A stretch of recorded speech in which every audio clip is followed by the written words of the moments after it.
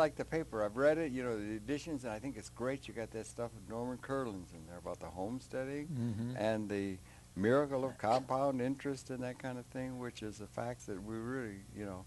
Congratulations on the paper. I'm going to be there with bells on okay, well, Monday. let's see The event at Columbia will happen just a couple hours after this program airs on the 8th. So this is very timely. It's open to the public. And yeah, we'll right, tell absolutely. people We let them know that. And welcome.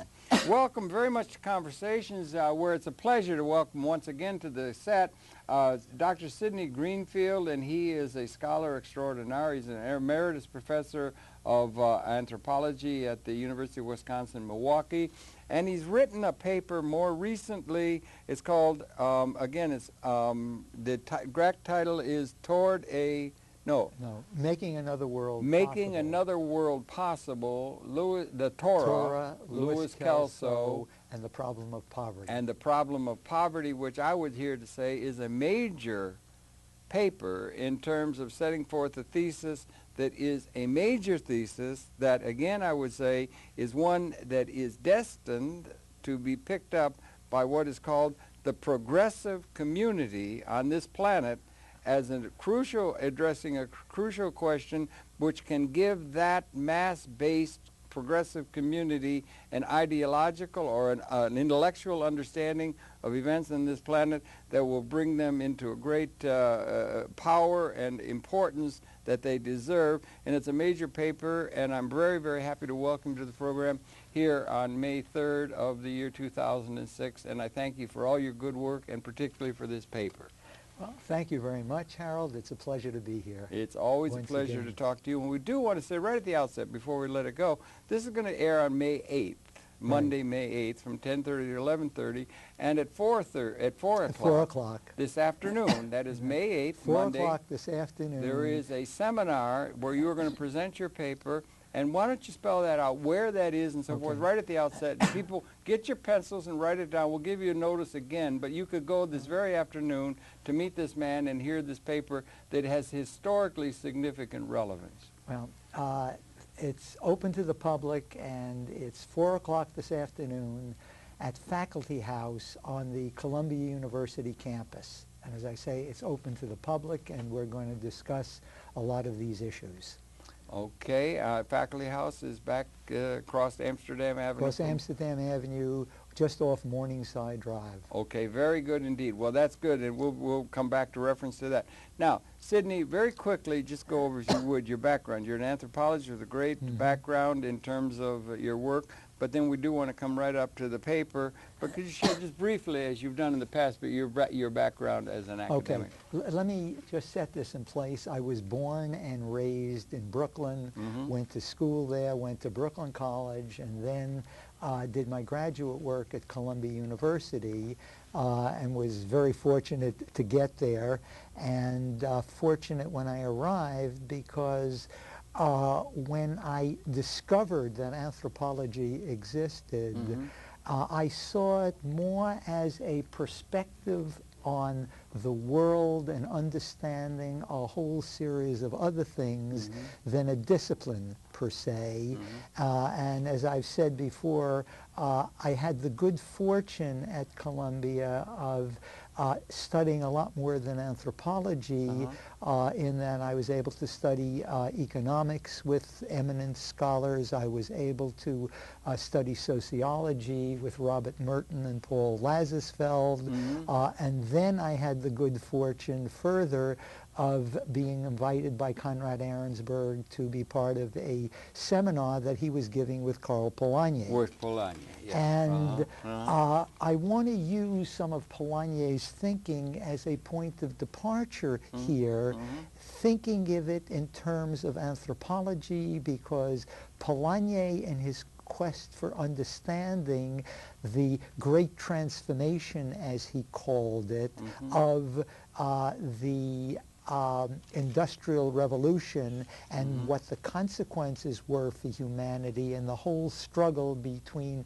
capitalism and communism, turned to anthropology for understanding of this. What's happening. And what is happening. And the importance here is that anthropology puts a context in this, in that it looks at the development of Homo sapiens from the very beginning of human life on the planet, and looks at it over the millennia in terms of the kind of societies that human beings have developed in all of the great variety. So in effect, what you come away with is a view of humanity as an experiment.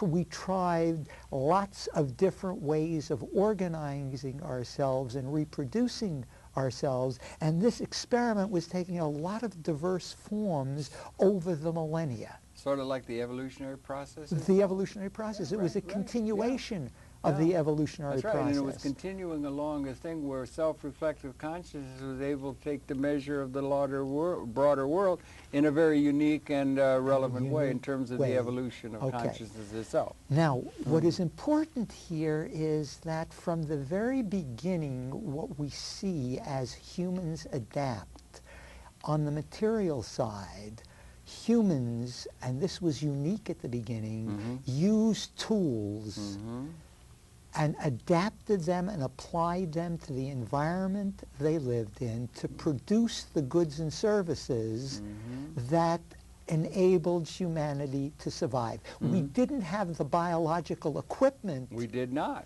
So we were able to develop, again by accident, tools that were then used. And from the very beginning, Homo habilis. Humans and their tools combined to produce the things that enabled humans to survive. Absolutely. Polanyi made the distinction between what he called substantive as opposed to formal economics.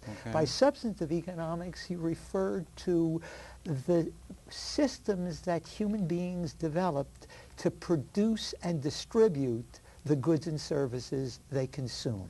Whereas formal economics is the kind of thing economists do in terms of logical models of how you achieve greater efficiency.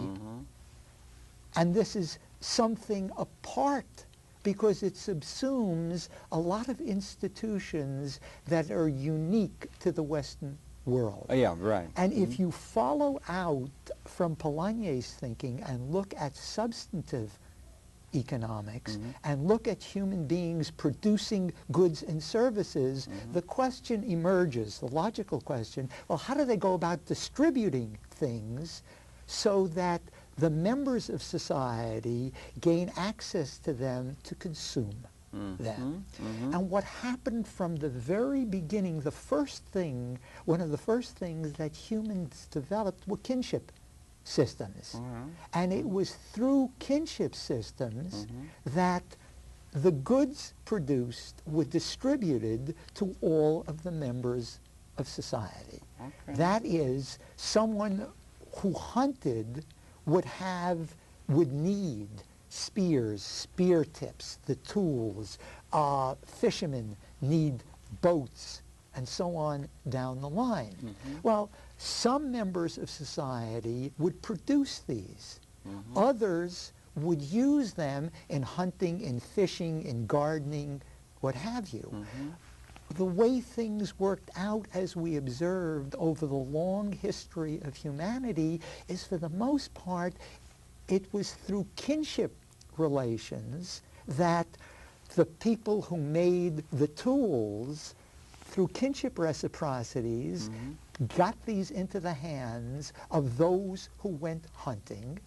The hunters came back through kinship obligations, gave the produce of the hunt to other members who again distributed it in what at times became very large, very complex kinship networks.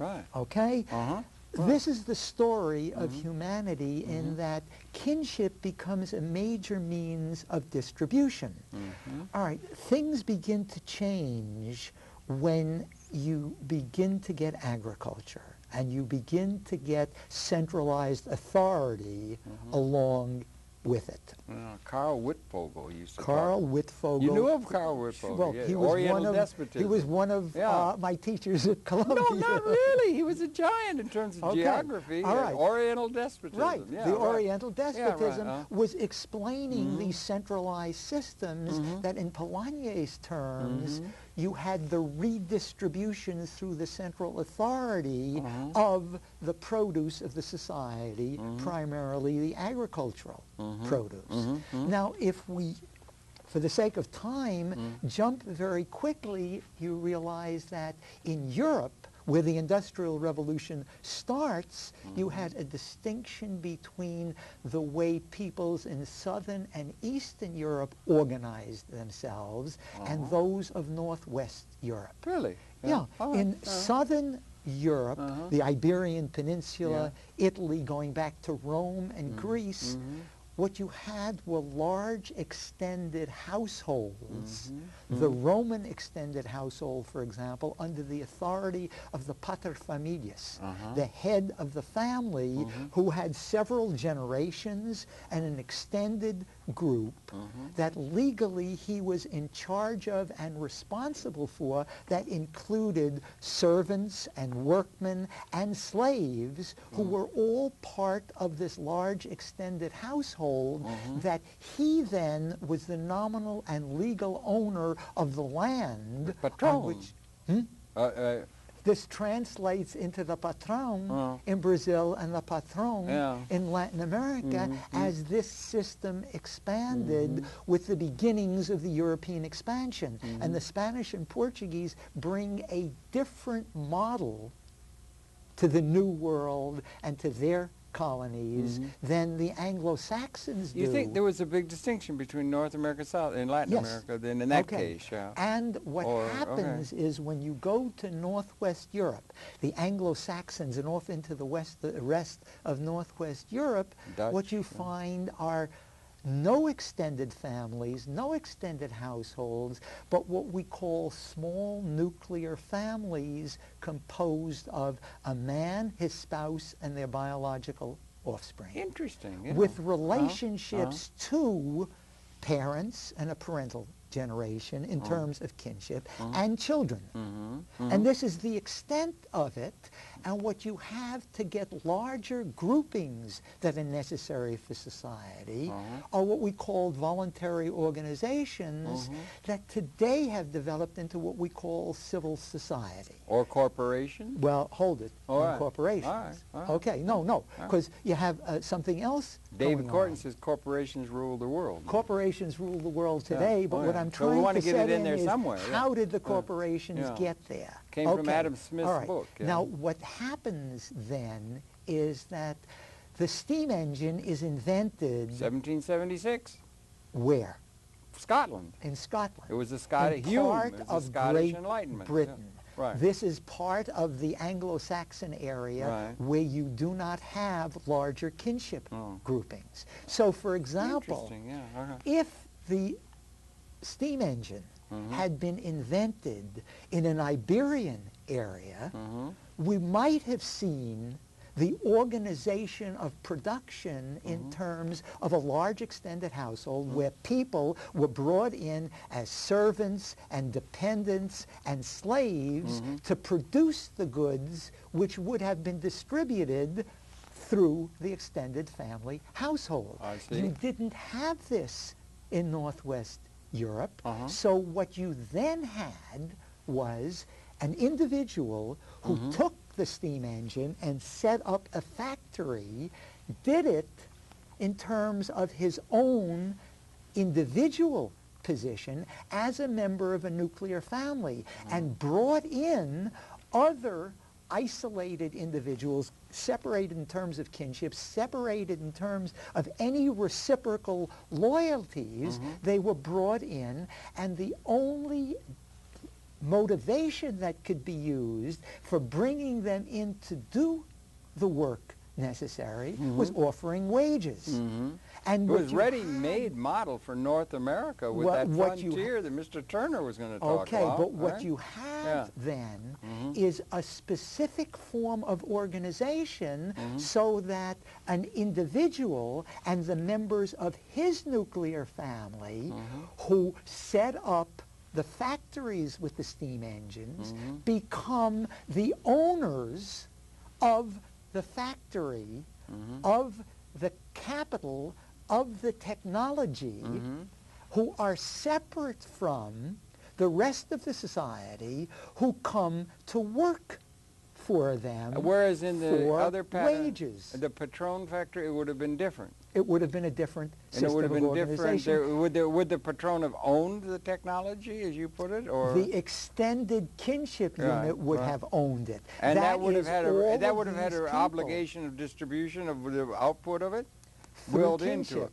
through and kinship. through patronage. And that did not necessarily apply in terms of this frontier that Mr. Turner was talking about. The whole North American continent lay there. In terms of the Industrial Revolution in England and Germany and other parts of northwestern Europe. And, as you rightly point out, the ancestors of the people in the United States who industrialized came from this part from of Scotland, the world. the Scottish from Scotland, England, 60%. Germany, and so on, and they were the ones who came here and established the factories. Have you ever seen the book by a guy named Herman? I think he's, I maybe mentioned to you. I think he's written a book. He's a serious historian. He's got the book said how the Scots made the modern world and everything in it, claiming that the modern world, by modernism, what we talk about, the multinational corporation, the whole structure we call modernism, was largely a result of the Scottish Enlightenment.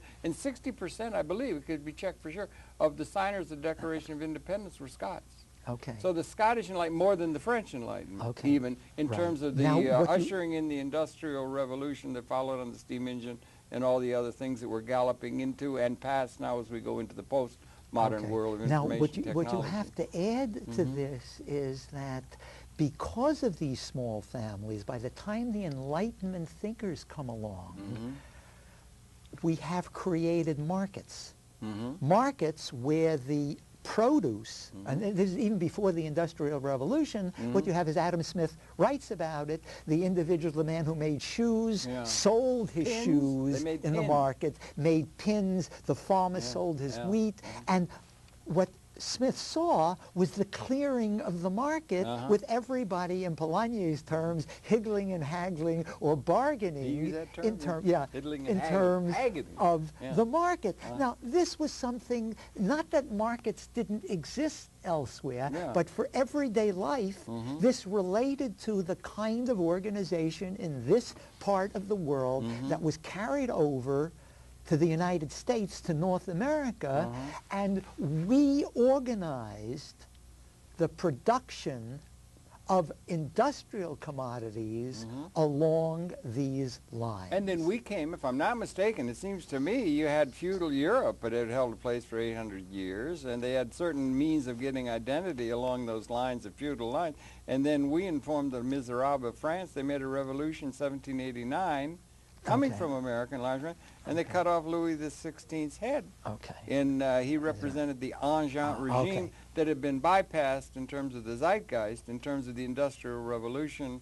Something similar to that may be going on now within the context within which we find ourselves. We have to add to that. But I hope we don't have to cut off people's heads. I hope not. It was again in northwestern Europe where the idea of the modern nation state came along. And the Enlightenment thinkers, Hobbes, for example, the notion of the Leviathan, where you were dealing with what was essentially an individualistic society, Hobbes sees the social contract as the individual giving up what are his individual rights in exchange for the protection of the Leviathan, the state. There are no intermediary organizational features there. There are no extended families. There are no kinship systems, no extended responsibilities and obligations. This is a simple kind of thing. So we then turn to the state the national societies that develop, and what this does is permit another separation that in the rest of Europe, here are the elites, the kings, controlling the entire society. And the means by which people get a sense of identity, which is identity, very important. Very important up to the present that we're going to Right, have and there. still is. And still is. And it's still very they get a sense of identity out of systems that have been in place that may be threatened of transformation, fundamental transformation, by the technological realities of an altered zeitgeist. Okay. And that's the march of history that is trying to be understood. Marx tried to understand in dialectic terms and class, but that's the question, and it's all a result of the fact that we have this ability to extend our consciousness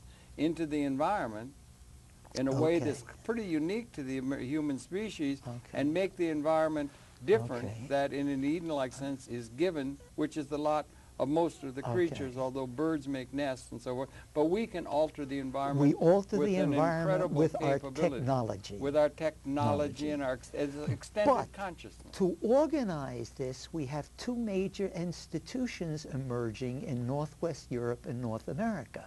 And that's one, what we call the capitalist system of production, based upon the separate nuclear families and the separation of the owners of the factory and their descendants and those who work for them, in terms of the two major classes that Marx picks up and talks about, and we have talked about ever since. And in addition to this, the nation state as the larger jurisdiction within which the producers and their laborers operate, with the state being the arena where all of this is being fought over. Yeah, as opposed to dynastic loyalties out of 800 years of European history. Okay. Yeah. You get something They still different. linger, but okay. it's time now, past. Yeah. Again, what is happening is in Europe and North America, this industrial system and the nation that's operating over it are developing, and not in the rest of the world. Okay. Northwest Europe, Holland. Well, Holland, just Europe. No, but I'm talking about outside of Europe and North America. Oh, I see. Yeah, right. And outside of North America, we have different forms of organization. You don't think it went back right to Columbus, 500 years of expansion of European because of the world. The rest of the Americas was settled by Spaniards and Portuguese, who organized it differently. Latifundia and the distribution in terms of patronage. And I want to focus on the way goods and services are distributed. Okay. We have a market. All right. The market, but in the market, the consumers in the market are those who receive wages through jobs. That's right. Okay? Labor. So you have the separation of labor and the owners of the means of production, which we refer to loosely as capital. Didn't we have that in the feudal period where the landlords owned the land and then the people, the serfs, were the workers on it, and pretty much the landlords lived pretty well because they owned the land. Land was the capital base of production and agricultural society, as factories became the basis of it in an industrial society. And information software programs are becoming the basis of it in the postmodern. Yeah, only you're jumping too fast, you see. Because I'm not saying that stratification didn't exist previously. Stratification took a new form with the Industrial Revolution and the Enlightenment providing the rationalization for these particular forms. So the theoretical understandings that were developed were all based on what was a very atypical system of organizing. On the world scale. On a world scale. Right, Ricardo and all that. Right. But what then happens is, as the United States grows, the technology expanded. As Europe grows, the technology expanded, and they colonize the rest of the world, setting up imperial systems.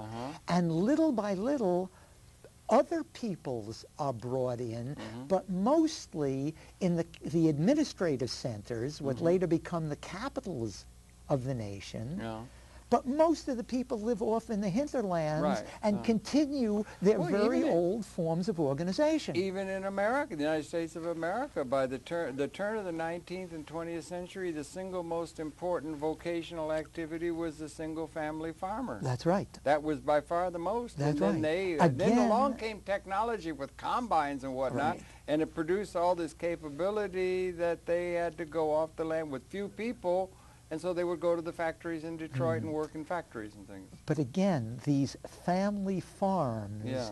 were nuclear family That's right, farms that's and right. not the latifundia Or the that corporate farm, or occurred south. The corporate Or we farm have comes in agribusiness now. later on. Yeah, we have agribusiness now, and then you get tremendous economies of scale when you get technological systems that can produce without the need of the individualized labor contribution to the production. And yet, when it was based with Adam Smith, and from the beginning, in 1776, this place was covered with forests. A squirrel could go all the way from Plymouth Rock to the Mississippi with never coming to ground. There were so many trees. They had to be cleared, and they had a hatchet to cut it down with. They didn't have very much extended capability through technology advanced anything like we have now, so that the ownership of land, but there was very little other than labor to be applied to an open frontier in order to have production. Labor was extremely important to the production of goods and services, or doing that. Well, but now through into the modern experience, it's becoming more and more, it's the technological instruments themselves that produce wealth. Okay. And they're all owned by a few people plutocratically. Okay. But this started. What I'm trying to say is that this atypical system that developed in Northwestern Europe and North America expanded and has now been imposed on just about the entire planet. Trying to be imposed. Well, and it has been imposed, pretty much. It has been imposed. This is what globalization is all about. Yeah, right. Because we have a model that we think is suitable to the world, because we call it part of human nature, our view of things. Well, we yes. What we have done, and what this does, is take us away from this earlier anthropologist image of human experimentation in terms of a diversity of forms, different forms trying to adapt and survive, to a gradual reduction into a single form. And whether we survive as a species now, there's only one game in town. There's one game on the entire planet. All the rest has gradually been destroyed. As the United States expanded, what it did was force everybody else who lived here, plus immigrants. You're talking this country or this world? The United States. Oh, yeah. Start with the United States as the model of what's happening with the British and French and others are doing elsewhere, and the United States continues. What we did was dominate and take over other people's, destroy their systems of production and distribution and everything else in the name of modernization, and make them into wage laborers in our system, and therefore make them dependent on the market to be able to obtain, to survive. Okay? So what you have gradually, other peoples in the expansion of Europe are being reduced to wage laborers dependent upon the market, gradually as we're moving. Okay. If you want to skip and jump, if you look at World War II as a major divide. Between Britain and America, What happens after World War II at Bretton Woods, the European powers get together to prevent another world war, that is another series of Axis powers doing what they did, and what they're also trying to do is to prevent another depression following a Keynesian model of saying, well, the way you do this is to, look, we've got this problem of distribution. Well, we do this by creating jobs. How do we do this? Government has to get involved. When industry industry now, that is these factories that have expanded, doesn't do it. The government has to come along and stimulate it, stimulate the economy so that more people have jobs and wages so they could buy what is being produced. Production increases in response to this, and the whole system grows. Yeah, right, now, right. it really doesn't happen that way. It's the war and war production that does this. Daddy but this war is bucks. the image. Yeah. This is the image that is used. And what is also happening is within the political domain, the notion of the corporation emerges.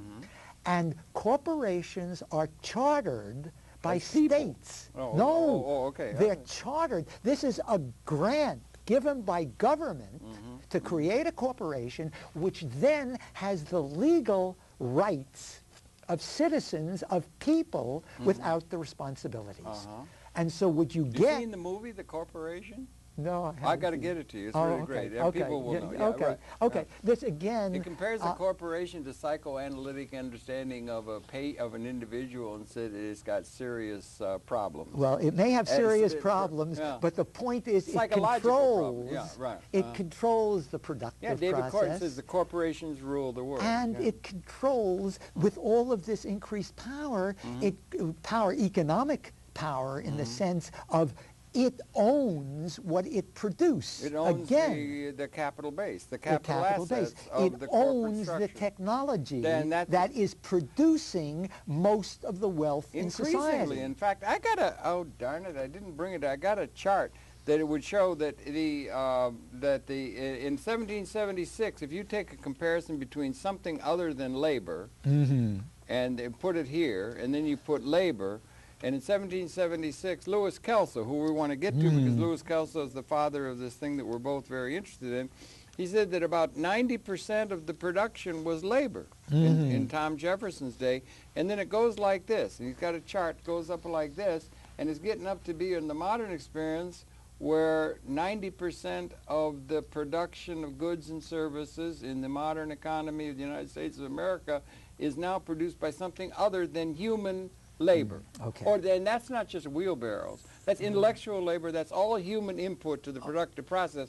But the basic grounding policy statement of this country is the Employment Act of 1946, and we are dedicated to the idea that legitimately a person is going to have a claim upon production. If we're not going to do some sort of distribution according to need, and if we're not going to do that, they have a claim upon income to live by their contribution to production through their labor contribution, and the ownership of the technology responsible for maybe 85%, 90% of the actual production shift fundamentally from Tom Jefferson's time is owned by a tiny minuscule class of people, and the masses of the people can only ask for jobs in order to get income and to fit into the economic pattern. They should be asking for ownership or a relationship to the technology which would give them an income apart from their labor participation. It's all based on a labor theory of value that is outdated by the zeitgeist.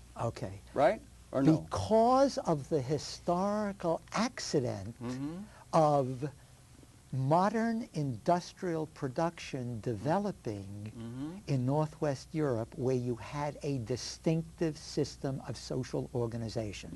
Now, the relative perspective of anthropology is essential, I believe, to be able to discuss and understand that, because other things could have been possible.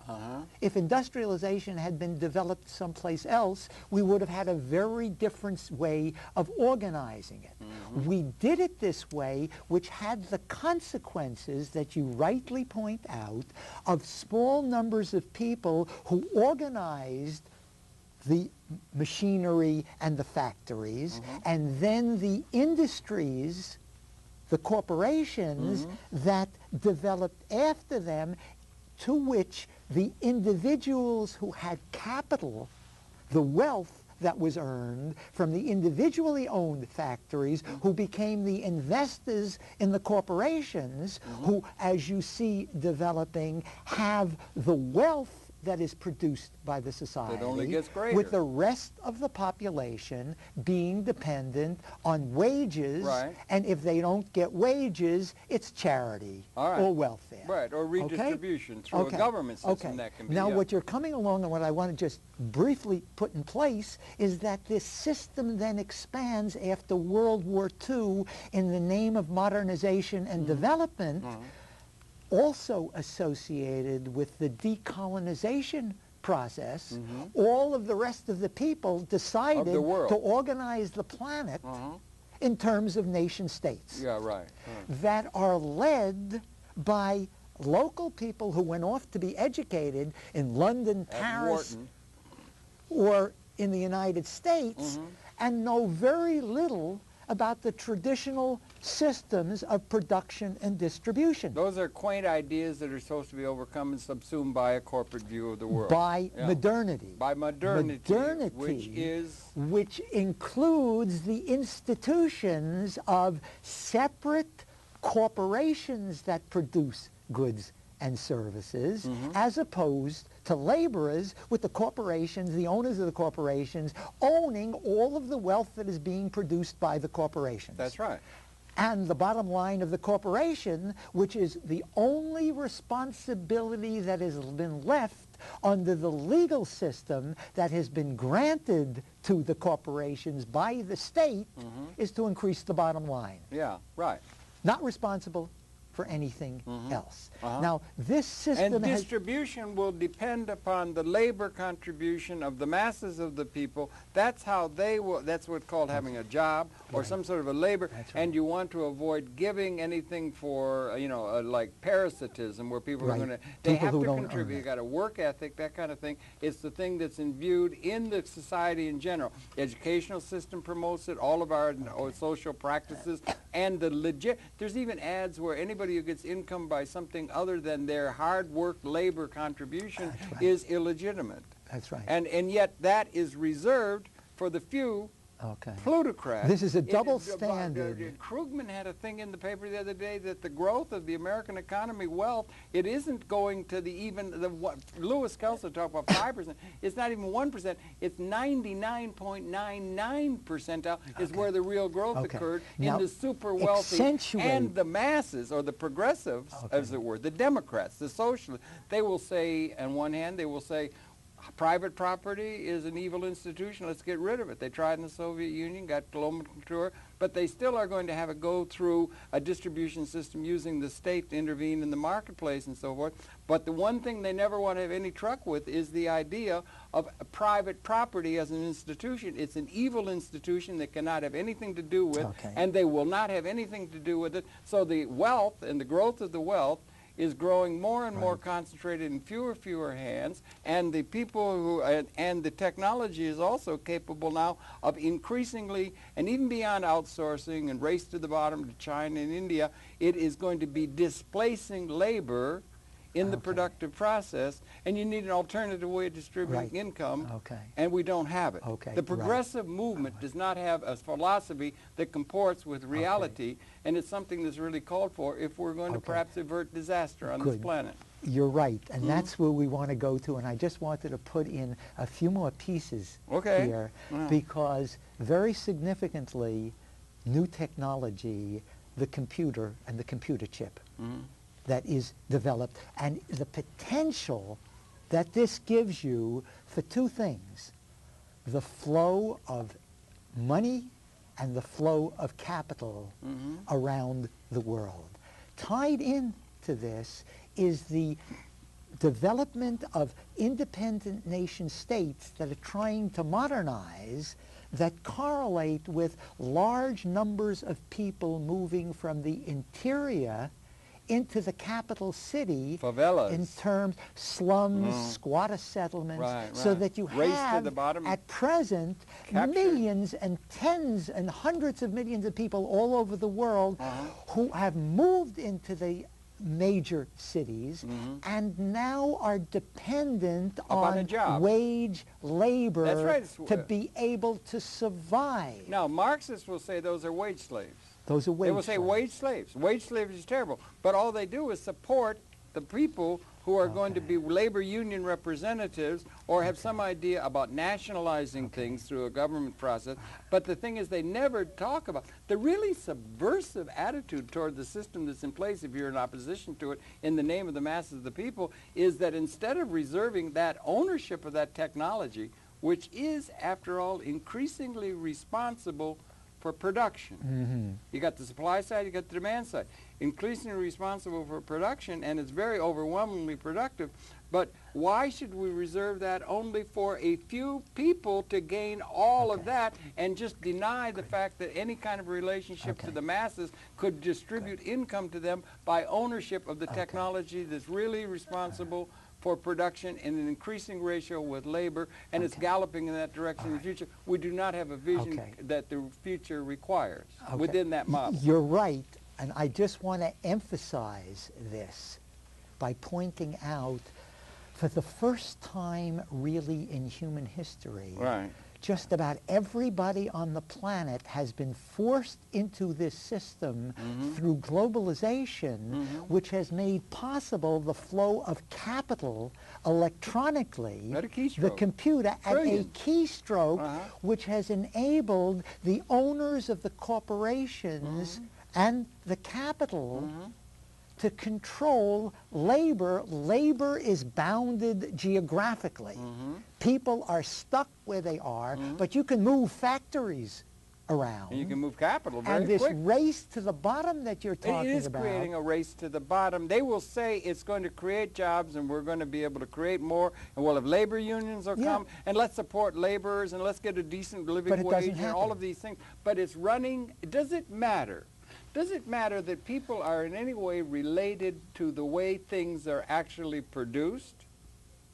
Or do we keep a myth about how the input of the labor and the hard work on the part of people, which was relevant on the frontier, or on the frontier times of development, does it matter that they're related to the way things are actually produced or not? No, this Can we is just keep distributing just income? the consequence. It's a myth that is outdated, and the progressive community has to have some sort of a new understanding of economics if they are going to be able to become in any kind of a way empowered, because at the moment the progressive community is not empowered because they're trapped behind this labor theory of value that sings the praises of labor when it's the technology that's actually becoming increasingly productive. All owned by a minuscule class of people around the world. All thinkers coming out of the Enlightenment discipline of economics, and we could add political science to a lesser political economy used to be called.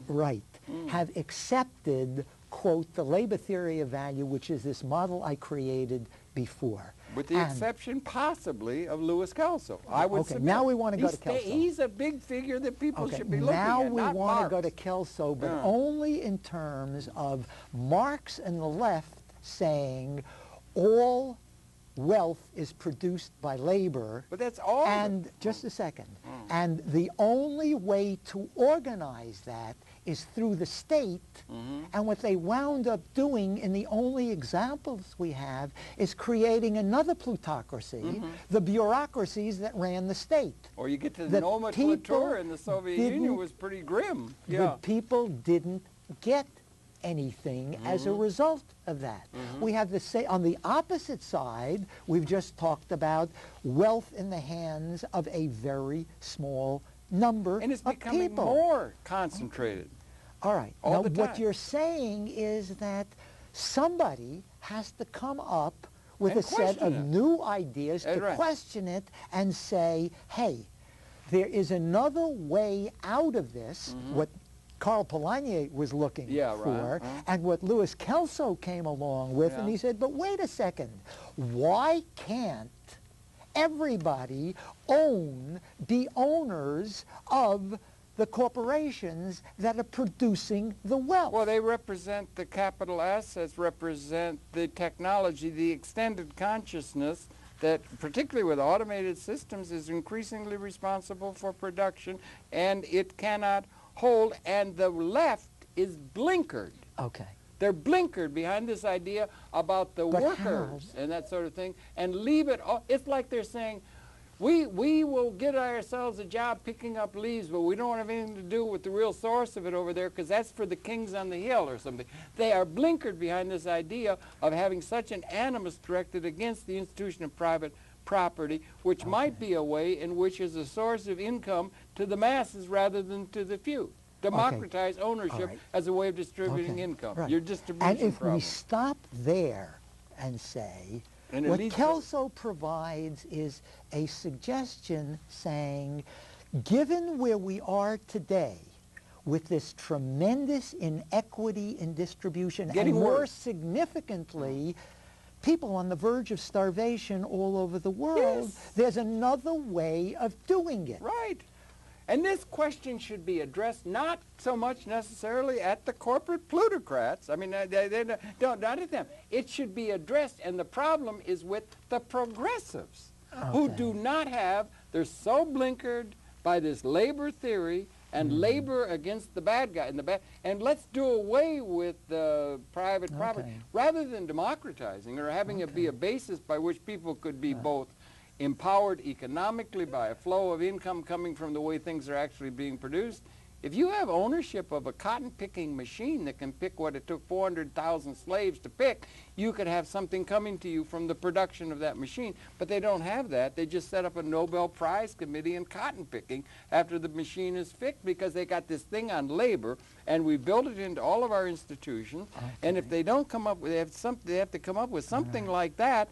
And they don't. They're blinkered, and that's where it should be addressed because the planet needs to have a voice from the masses of the people who will not be served by now, and it's essential that we get to that because if we don't, we're very likely going to blow up this whole thing with the weapons of destruction that we have behind the visionless leadership elements of our society, and the masses have to pick up on that. And that becomes a matter of stepping back and saying, this experiment, this series of experiments has boiled down to one in which on one side you have a small number of people who are essentially running the world, and their greatest fear is that this labor, the workers and the unemployed, more significantly, who have nothing in all of this and no future in this system, will rise up against them. This our concern with They should rise up against them. All right, now you're giving me you're giving me judgments here. You got to give some ammunition to the people to rise up with a massive kind of a set to the system that's in place that is inadequate to what's needed, and we need intellectual leadership But what you have to do is articulate the problem for anything to happen. All right.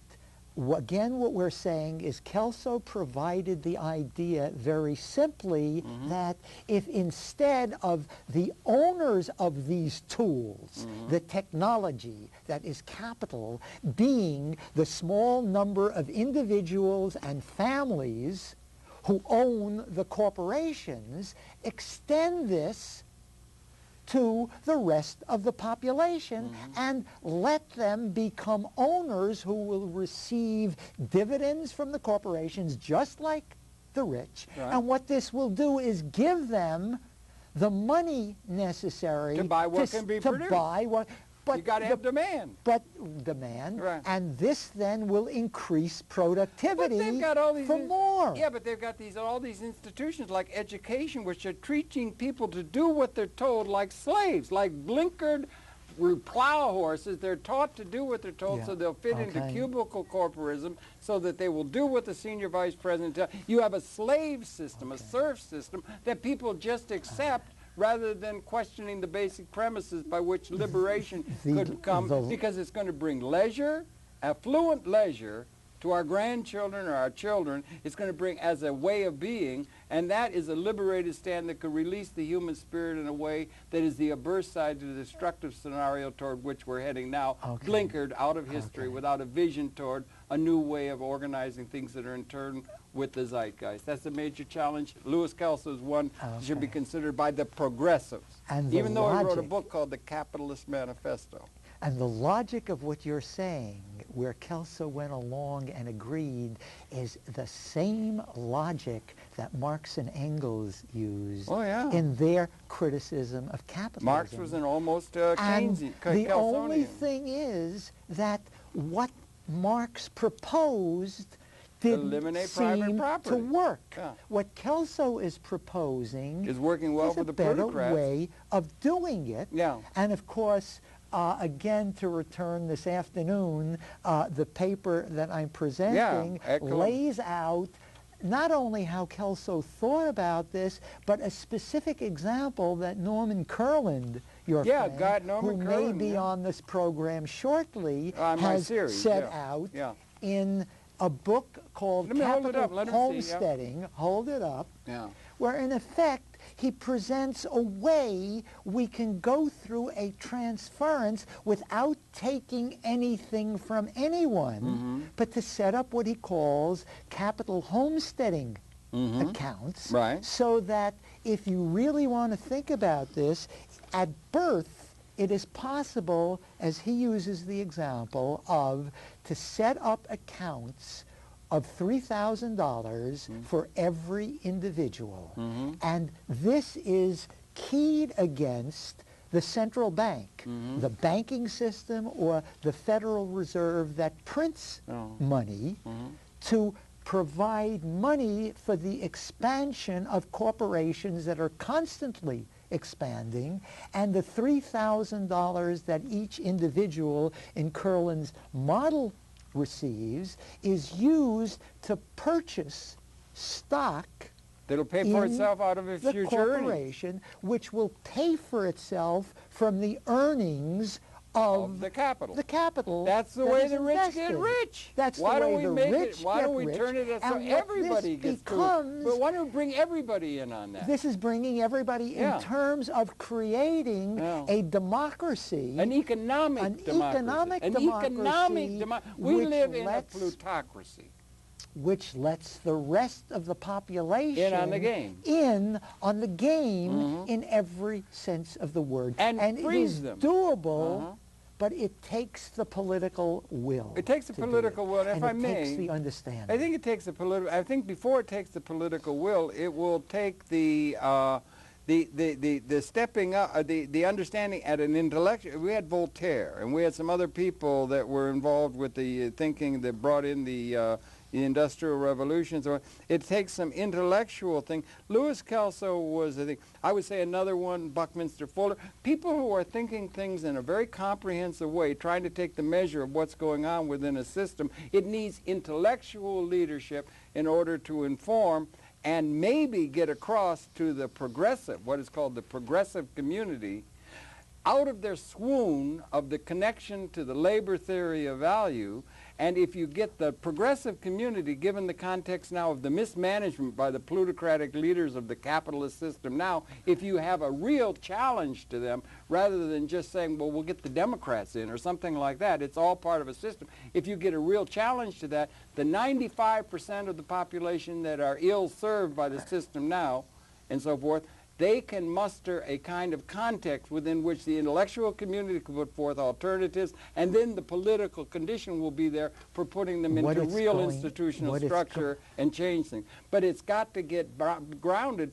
The system has to be grounded on the realities of the zeitgeist that is changing, and it's the progressive community and intellectuals that are falling down on the job by not challenging in an effective way the basic premises out of the historical context that we're emerging. Louis Kelso was one who should be repaired. What is going to take is a political leadership, not leaders of political parties, but individuals who are going to enter the political arena, who understand the implications of this. For example, beautiful example right now where Evo Morales, the new president of Bolivia, your compadre in Bolivia. I lived among the Aymara for 2 years. Which is why I raised it.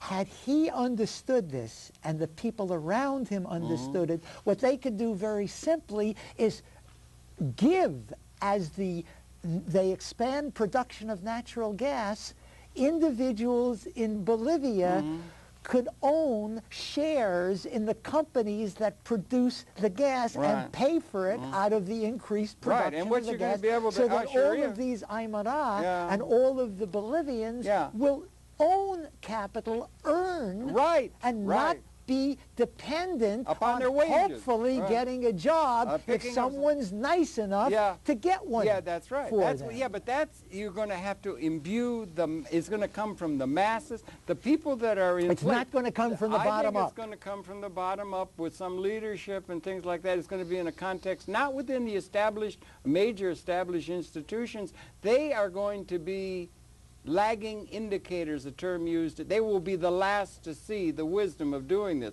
So you don't depend upon the people you see on top. It's going to come from and it's going to come in communication. The communication is going to happen in places like public access television rather than the well-established corporate autocracies which are already bought and paid for within the old paradigm that's being subsumed. And others who are going to enter the political arena to debate this and argue it. Well, as long as they're going to debate only the way they debate now about who can get the most jobs and employment and all of these terms like you're going to get from the Democrats or the Socialists or anything, the working people, as long as they don't have the issues right, it's not going to do any good because it's just going to be changing the deck chairs on the Titanic. And to return to my presentation of this afternoon, what has happened is that the rebirth of religious fundamentalism has said a plague on all of your houses to the intellectuals and to the Enlightenment thinkers who are arguing over how you distribute